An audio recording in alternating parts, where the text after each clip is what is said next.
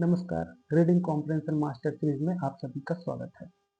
Last lecture में हमने देखा था कि कैसे बड़े पैसेजेस ज़्यादा आसान होते हैं, क्योंकि लेखक अपने आइडिया को विस्तार से समझाता है, जबकि छोटे पैसेजेस ज़्यादा ट्रिकी और कंफ्यूजिंग होते हैं।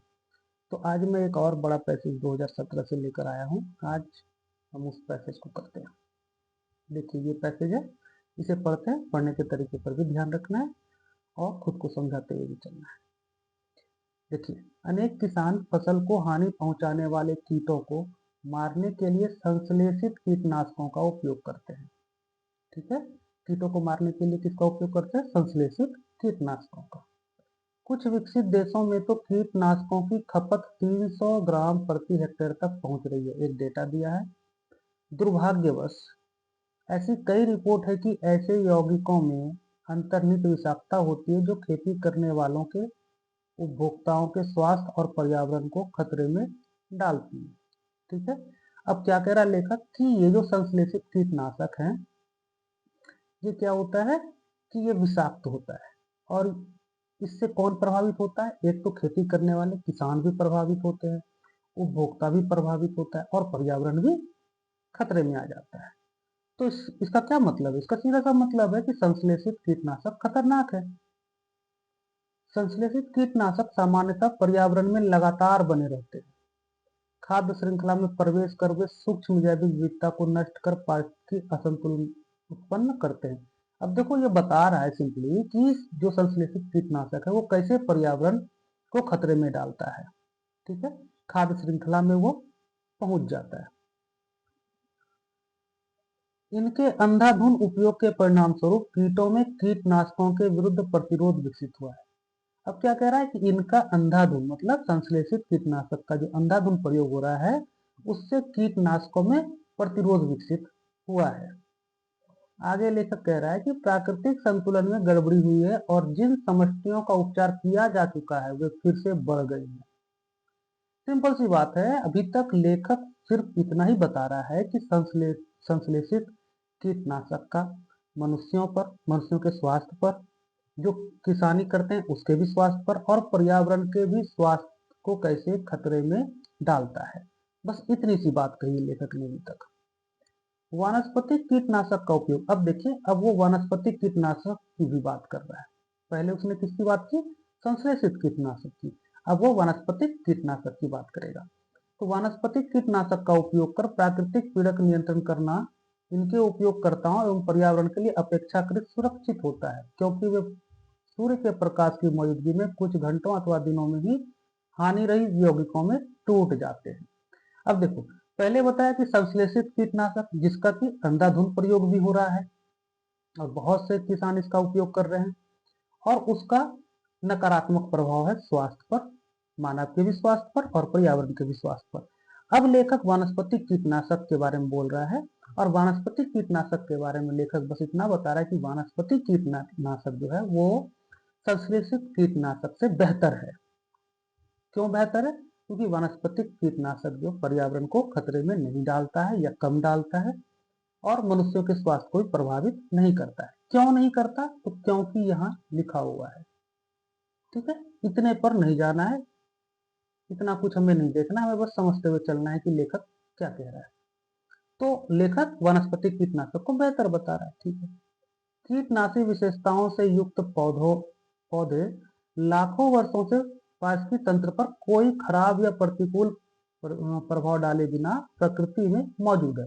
अब देखो क्या कह रहा है कि कीटनाशी विशेषताओं से युक्त जो पौधे हैं वो लाखों वर्षों से बिना कोई नुकसान पहुंचाए प्रकृति में मौजूद हैं।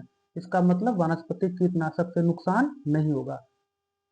आगे कह रहा है कि अधिकांश मृदाओं में आमतौर पर पाए जाने वाले अनेक सूक्ष्म जीव इन्हें सरलता से विघटित कर देते हैं। अब क्यों नुकसान नहीं पहुंचा सकता है या नहीं पहुंचाता है वनस्पतिक कीटनाशक? क्योंकि ये सरलता से विघटित हो जाता है, जबकि संश्लेषित कीटनाशक सरलता से विघटित नहीं होता, वो लंबे समय तक पर्यावरण में बना रहता है, इसलिए खाद्य श्रृंखला में भी प्रवेश कर जाता है। आगे भी एक पैसेज है, वे परभक्षियों की जैविक विविधता को बनाए रखने और पर्यावरणीय संदूषण तथा मनुष्यों के स्वास्थ्य संकटों को कम करने में सहायक होते हैं। कौन? वे कौन? वानस्पतिक कीटनाशक, क्योंकि अभी वानस्पतिक कीटनाशक की बात हो रही है, इसलिए वे शब्द का उपयोग वानस्पतिक कीटनाशक के लिए किया गया है। तो ये क्या कह रहा है कि पर्वक्षियों की जैविक विविधता को बनाए रखने और पर्यावरणीय संदूषण तथा मनुष्यों के स्वास्थ्य संकट को कम करने में सहायक है वानस्पतिक कीटनाशक। ठीक है, आगे कह रहा है कि पौधों से बनाए गए वानस्पतिक कीटनाशक जैव निम्नीकरणीय होते हैं, मतलब बायोडिग्रेडेबल होते हैं, और फसल सुरक्षा में इनका उपयोग करना व्यवहारिक रूप से एक धारणीय विकल्प है। देखो, लेखक सिर्फ इतना कह रहा है कि जो संश्लेषित कीटनाशक है उसका मानव और पर्यावरण के स्वास्थ्य पर खराब असर पड़ता है, खराब प्रभाव पड़ता है, जबकि जो वानस्पतिक कीटनाशक है वह इस मामले में संश्लेषित कीटनाशक से बेहतर है। क्यों? क्योंकि वो बायोडिग्रेडेबल है और उससे ना तो पर्यावरण को नुकसान पहुंचता है और ना ही मानव स्वास्थ्य को नुकसान पहुंचता है। तो लेखक बस इतनी सी बात कर रहा है, पैसेज देखिए कितना बड़ा है। ठीक, चलिए ऐसे इंग्लिश में भी है, आप इसे देख लेंगे।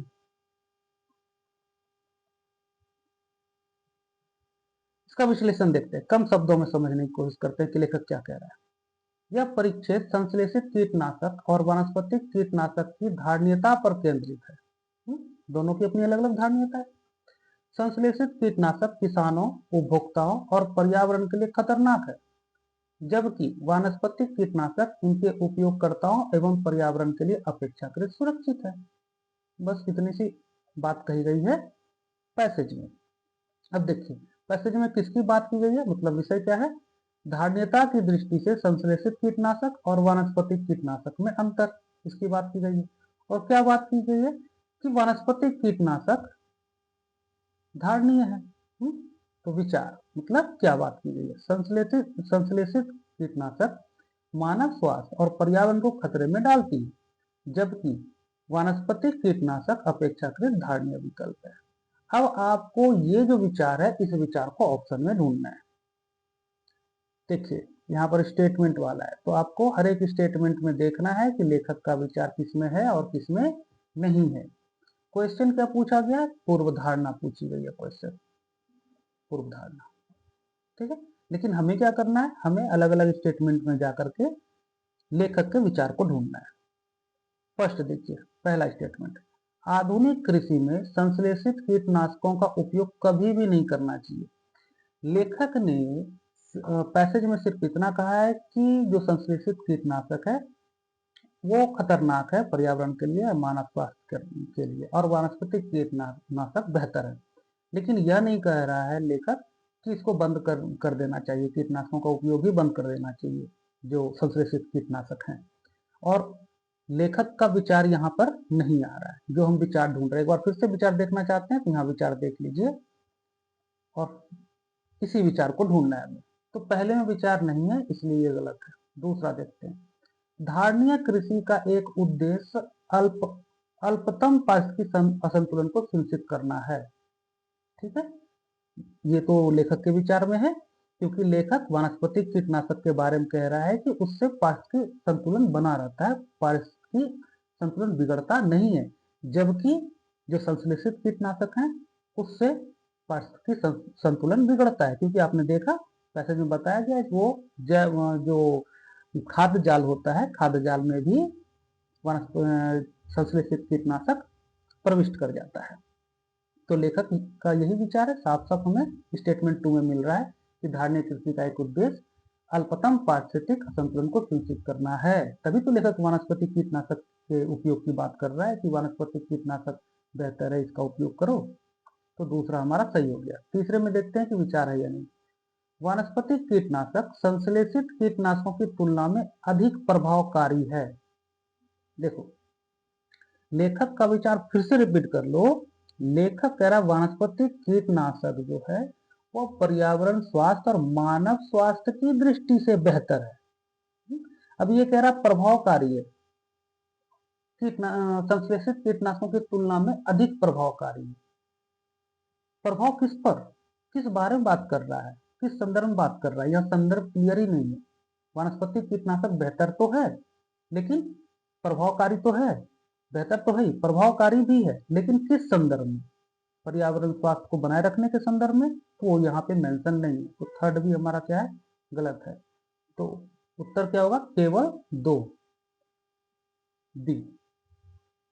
अब आप समझ गए कि आपने जो देखा लेखक का विचार, वो लेखक का विचार केवल 2 में था, ना ही 1 में मिला और ना ही 3 में।